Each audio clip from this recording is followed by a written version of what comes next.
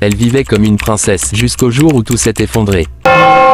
Elle s'appelait Sarah. Toujours polie, toujours douce. Mais derrière son sourire, se cachait une vie bien plus dure qu'on ne le pense. Toi aussi, tu te souviens peut-être d'elle, de son regard triste, et de ce grenier froid qu'on ne peut pas oublier. Sarah Crew arrive d'Inde. Son père, riche capitaine, l'inscrit dans un pensionnat de jeunes filles à Londres. Elle a tout pour elle, des robes magnifiques, des livres, une chambre luxueuse, et une imagination sans limite. On l'admire, on la respecte, on l'appelle même Princesse Sarah.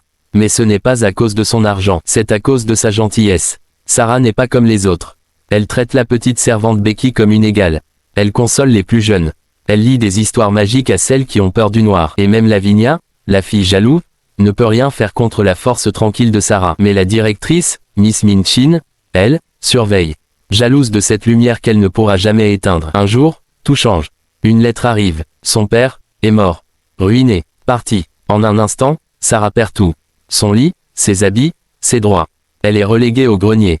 Elle devient servante. Humiliée, affamée, fatiguée. Et pourtant, elle ne se plaint pas. Même en haillons, Sarah continue de sourire à Becky. Elle invente des mondes, des fêtes, des contes, pour survivre à la réalité. Elle choisit de rester digne. Parce qu'elle croit que, même sans rien, on peut rester quelqu'un. Mais ce que personne ne sait, c'est qu'un ami de son père la cherche. Il vit juste à côté. Et sans le savoir, il la croise tous les jours. Jusqu'au jour où la vérité éclate.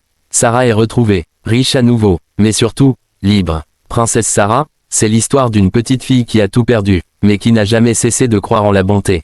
Un dessin animé culte, bouleversant, qui nous rappelle que la vraie richesse, c'est celle du cœur.